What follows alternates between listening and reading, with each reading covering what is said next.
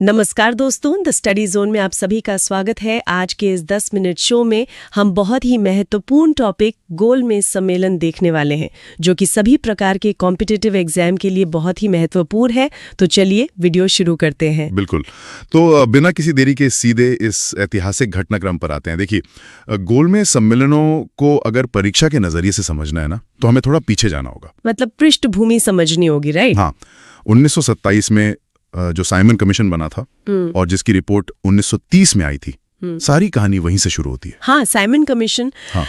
जिसके विरोध में पूरे देश में साइमन गो बैक के नारे लगे थे। एग्जैक्टली। और परीक्षा में जो सीधा तथ्य पूछा जाता है वो यही है कि इस रिपोर्ट का इतना विरोध क्यों हुआ। तो कारण था कि 1930 में 2 भागों में आई इस रिपोर्ट में एक भी भारतीय सदस्य नहीं था, एक भी नहीं। मतलब ये तो बिल्कुल ऐसा था जैसे किसी घर के नए नियम बनाए जा रहे हों, लेकिन उस घर में रहने वालों से ही कोई राय ना ली जाए। बिना भारतीयों के भारत का कानून कैसे बन सकता था? बिल्कुल, यही बात हर भारतीय को चुभ गई थी। उनके स्वाभिमान को ठेस पहुंची थी और इसी तीखी प्रतिक्रिया के कारण राजनीति में युवाओं की एक नई पीढ़ी सामने आई, जिनमें जवाहरलाल नेहरू और सुभाष चंद्र बोस जैसे नेता प्रमुख थे। हाँ, इनका नेतृत्व बहुत उग्र था। अब अगर हम साइमन कमीशन की प्रमुख सिफारिशों की बात करें जो अक्सर एग्जाम्स में आती हैं, तो सबसे पहली सिफारिश थी द्वैध शासन यानी डायरकी को समाप्त करना। अच्छा, डायरकी को खत्म करना। तो क्या वो पूरी आजादी दे रहे थे? नहीं, यही तो ब्रिटिश कूटनीति की। उन्होंने कहा कि प्रांतों में प्रतिनिधि मूलक सरकार बनाकर उन्हें स्वायत्तता यानी ऑटोनॉमी दी जाएगी। सुनने में अच्छा लगता है ना? हाँ, स्वायत्तता तो अच्छी बात है। लेकिन इसके साथ एक बड़ा पेच फंसा दिया।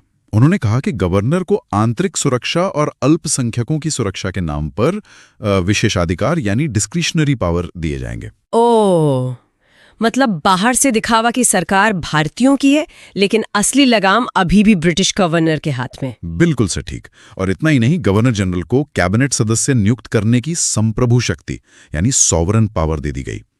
उच्च न्यायालय जो होते हैं, हाई कोर्ट्स, उन पर भी सरकार का पूर्ण नियंत्रण कर दिया गया। बाप रे!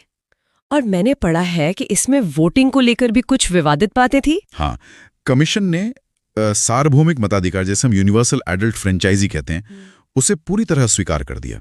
यानी सबको वोट देने का अधिकार नहीं मिलेगा। और वो जो चुनाव बांटने वाली बात थी, पृथक सांप्रदायिक निर्वाचक मंडल, सेपरेट इलेक्टोरेट। कमीशन ने सिफारिश की कि इसे तब तक बनाए रखा जाए जब तक हिंदू मुस्लिम तनाव खत्म नहीं होता। मतलब समाज को बांटने की पूरी तैयारी थी। तो जाहिर है इसके बाद तो पूरे देश में उबाल आना ही था। बिल्कुल। और इसी भारी विरोध ने ब्रिटिश सरकार को डरा दिया। उस समय ब्रिटेन में लेबर पार्टी की सरकार थी और रैमजे मैकडॉनल्ड प्रधानमंत्री थे। तो क्या इसी दबाव में उन्होंने भारतीयों को लंदन बुलाया? हाँ, इतिहास में ये पहली बार था जब ब्रिटिश और भारतीय बराबरी के स्तर पर एक गोलमेज पर मिल रहे थे। यहीं से प्रथम गोलमेज सम्मेलन की शुरुआत होती है। डेट्स बहुत पूछी जाती हैं एग्जाम्स में। तो पहला सम्मेलन कब हुआ था? ये हुआ था 12 नवंबर 1930 को लंदन में, और इसकी अध्यक्षता खुद तत्कालीन ब्रिटिश प्रधानमंत्री रैमजे मैकडॉनल्ड ने की थी। 12 नवंबर 1930, ठीक है। और इसमें भारत से कौन कौन शामिल हुआ? इसमें रियासतों के प्रतिनिधि थे जिन्हें प्रिंसली स्टेट्स कहते हैं। मुस्लिम league, justice party, Hindu Mahasabha के लोग थे, और हाँ, डॉक्टर BR अम्बेडकर और तेज बहादुर सप्रू भी इसमें शामिल हुए थे। एक सेकंड, आपने कांग्रेस का नाम नहीं लिया? क्योंकि भारतीय राष्ट्रीय कांग्रेस इसमें शामिल नहीं हुई थी। अरे, बिना कांग्रेस के सम्मेलन का होना तो बिल्कुल ऐसा था जैसे बिना दूल्हे की शादी हो रही हो। मतलब देश की सबसे बड़ी पार्टी ही नहीं थी। बिल्कुल। और कांग्रेस क्यों नहीं थी? क्योंकि 1929 के लाहौर अधिवेशन में ही इसका बहिष्कार तय हो गया था, और उस वक्त सविनय अवज्ञा आंदोलन चल रहा था, तो अधिकांश बड़े नेता जेल में थे। तो जब मुख्य पार्टी ही नहीं थी तो वहां चर्चा क्या हुई? चर्चा में 2 प्रमुख प्रस्ताव आए जो एग्जाम में पूछे जाते हैं। तेज बहादुर सप्रू ने अखिल भारतीय महासंघ यानी ऑल इंडिया फेडरेशन का प्रस्ताव रखा। अच्छा, क्या मुस्लिम लीग इस पर राजी थी? हाँ, मुस्लिम लीग इससे सहमत थी। और दूसरा बड़ा प्रस्ताव डॉक्टर अम्बेडकर का था। उन्होंने अछूतों के लिए अलग निर्वाचिका की मांग की। तो क्या अंग्रेज किसी बात पे माने? सहमति बस इतनी बनी कि यदि भारत संघ बनता है तो रक्षा और वित्त, मतलब डिफेंस और फाइनेंस के लिए विशेष उपाय होंगे। ये अंग्रेजों के पास रहेंगे, बाकी विभाग स्थानांतरित किए जाएंगे। पर क्योंकि कांग्रेस वहां थी नहीं तो जाहिर है ये सम्मेलन तो फेल ही होना था। बिल्कुल, इसे असफल ही माना गया और इसी विफलता के बाद ब्रिटिश सरकार समझ गई कि कांग्रेस के बिना कोई भी फैसला मुमकिन नहीं है। तो फिर उन्होंने कांग्रेस को मनाने की कोशिश की होगी। हाँ, और यहीं से एक ऐतिहासिक समझौता होता है, गांधी-इरविन समझौता। डेट याद रखनी होगी दोस्तों, ये कब हुआ था? ये हुआ था 5 मार्च 1931 को। 5 मार्च 1931। इसमें शर्तें क्या थीं? समझौते में तय हुआ कि कांग्रेस अपना सविनय अवज्ञा आंदोलन खत्म करेगी और दूसरे गोलमेज सम्मेलन में भाग लेने लंदन जाएगी। और बदले में अंग्रेजों ने क्या दिया? सरकार ने वादा किया कि वे सभी दमनकारी अध्यादेश वापस ले लेंगे और जितने भी अहिंसक राजनीतिक बंदी हैं उन्हें रिहा कर देंगे। तो इस तरह रास्ता साफ हुआ द्वितीय गोलमेज सम्मेलन का। ये कब शुरू हुआ? ये शुरू हुआ 7 सितंबर 1931 को, वही लंदन में, और अध्यक्ष वही रैमसे मैकडॉनल्ड। इस बार तो कांग्रेस की तरफ से प्रतिनिधि गए होंगे। हाँ, महात्मा गांधी ने अकेले कांग्रेस का प्रतिनिधित्व किया। इसके अलावा डॉक्टर अंबेडकर, मुस्लिम लीग, हिंदू महासभा, ये सब तो मौजूद थे ही। तो वहां मेज पर गांधी जी ने क्या मांग रखी? गांधी जी ने बहुत स्पष्ट रूप से राष्ट्रीय और प्रांतीय स्तर पर तत्काल जिम्मेदार सरकार की मांग की, लेकिन असली टकराव किसी और बात पर हो गया। अच्छा, कौन सी बात? टकराव हुआ पृथक निर्वाचिका को लेकर। गांधी जी ने अछूतों के लिए पृथक निर्वाचिका का बहुत कड़ा विरोध किया। ये बहुत ही इम्पोर्टेंट पॉइंट है। अक्सर परीक्षाओं में पूछा जाता है कि महात्मा गांधी ने पृथक निर्वाचिका का इतना कड़ा विरोध क्यों किया? देखिए, गांधी जी का स्पष्ट तर्क था कि अछूत हिंदू समाज का ही हिस्सा हैं, वे अल्पसंख्यक नहीं हैं। उनका मानना था कि अगर अलग निर्वाचिका दे दी गई तो भारतीय समाज हमेशा के लिए बढ़ जाएगा।